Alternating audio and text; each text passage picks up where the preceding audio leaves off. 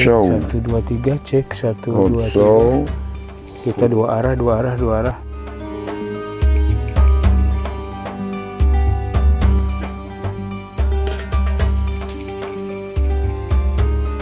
Tes. Cek.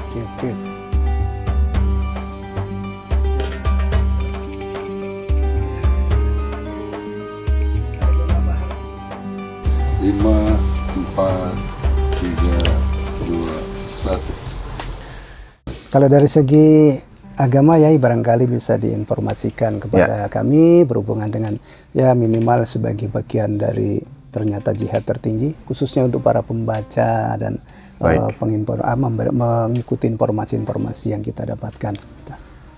Terima kasih. Pertama, mungkin kadang dalam bahasa Indonesia makna dalam bahasa Arab itu dipilih hanya satu kata saja. Misalnya fitnah.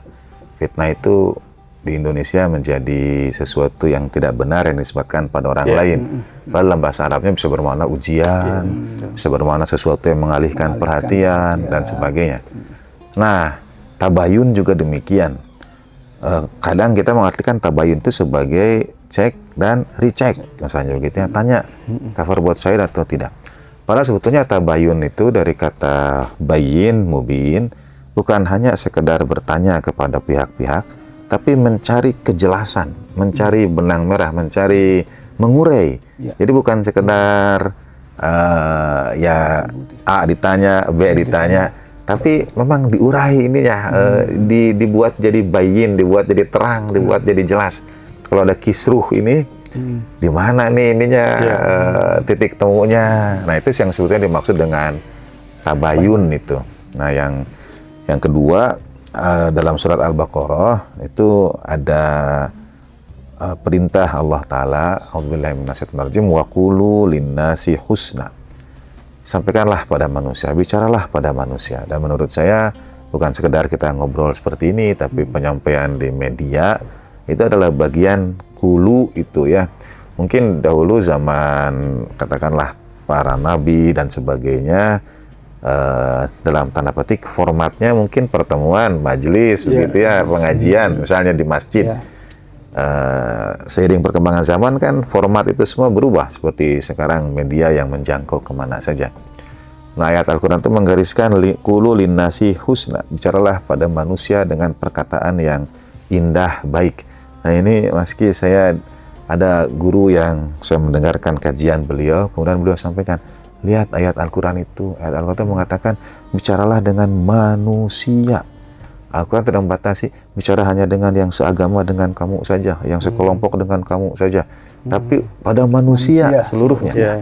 Al-Quran tidak membatasi hanya kepada yang lebih tua, manusia. Jadi mau dia lebih tua, mau dia lebih muda, mau dia anak bayi, dia manusia.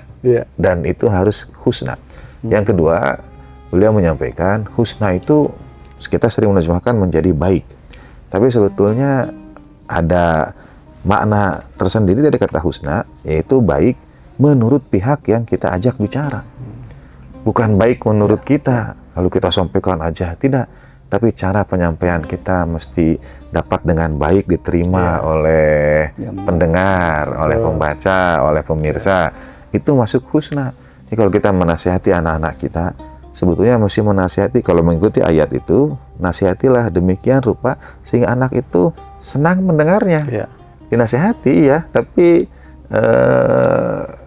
ya keterimanya dengan baik. Nah, jadi saya pernah mendengar juga itu Pak Kiai soal istilah ya bunaya itu ya. Jadi ketika berbicara dengan anak dengan lembut gitu ya. Betul. Dan itu sebetulnya ini kuncinya atau jalan menuju itu ada pada para jurnalis. Mengapa? Satu, kita kalau ingin berkata-kata yang baik, mesti punya asupan kata-kata yang baik pula. Mesti punya perbendaharaan kata yang baik pula. Ya. Jadi kalau yang kita konsumsi baik, keluar juga baik. Nah, menuangkan itu tidak mudah. Jadi jurnalis, para penulis itu membantu merunutkan, katakanlah pola pikir ya, kata-kata di kepala kita itu dirunutkan. Nah, itu sebetulnya cara untuk menyusun kata-kata yang baik. Kalau dia tersistematisasi dengan baik, tersampaikannya juga baik. Ya. Jadi bagi saudara sekalian, kalau ada pelatihan jurnalis, ikut gitu ya. Ikut itu. Karena itu membantu untuk Jihad itu. membantu menyusun pikiran kita, menenangkan hati, meluruskan narasi, dan mudah-mudahan dapat menghadapi berbagai masalah dengan seni tersendiri gitu. Ya. Iya. Itu dalam pandangan agama seperti itu. Nah, kira-kira kalau misalkan mungkin ada kiat-kiat tertentu, Pak Ges, kalau misalkan menuliskan dan kemudian supaya dibaca sesuai dengan harapan pendengar, tetapi bisa menguraikan juga tadi salah satunya kan, ini masalahnya itu tidak bisa sekolah karena sesuatu supaya tidak yang mendengar itu merasa benar-benar terkonsumsi sesuai dengan harapannya, tidak menggurui dan sebagainya. Mungkin ada trik-trik tertentu. Ya, betul Pak Pak Soekardi dan Pak Kiai ya. Jadi menjadi seorang jurnalis itu tidak boleh merasa sudah pintar. Itu kunci utamanya. Jadi seorang jurnalis itu belajarnya setiap hari. Masya Allah. Kalau dia ditugaskan di Dinas Pendidikan, maka dia harus belajar juga tentang aturan-aturan di dunia pendidikan ya, yang misalkan adakah kebijakan-kebijakan dari pemerintah yang seharusnya anak yang sudah kelas 3 apalagi gitu ya, kok sampai harus dipulangkan misalnya, itu kan nggak boleh. Kayak misalkan kemarin kan ada aturan baru ya bahwa itu Pemprov Jabar itu ya ada aturan misalnya tidak boleh ada menahan ijazah gitu ya, akan dibagikan oleh pemerintah. Jadi kunci utamanya ya seorang wartawan dia harus belajar terus gitu ya. Terus seorang jurnalis itu kemampuannya tidak hanya soal kemampuan teknis bagaimana dia menulis gitu ya, tetapi juga tadi soal perbendaharaan kata gitu ya. Jadi kalau secara teori belajar jurnalistik itu ya mudah dipelajari itu teori tentang jurnalistik. Tapi bagaimana cara kita berkomunikasi dengan narasumber, kemudian melihat dan mengambil fakta dan data di lapangan, itu latihannya harus setiap hari, harus ke lapangan, harus melihat langsung itu. Jadi setiap jurnalis itu harus punya kemampuan berkomunikasi yang baik di lapangannya sehingga dia bisa diterima di banyak kalangan gitu. Kalau dari segi agama ya kira-kira kan dalam pemberitaan itu ada hal-hal yang perlu kita pertahankan ya supaya bagian dari dakwah dan sosial ini bisa benar-benar mengena beritanya. Kalau begitu banyak tadi tuh arus informasi dan begitu dengan luar biasa memberikan rambu-rambu dan antisipasi. Mungkin ada anjuran dari agama.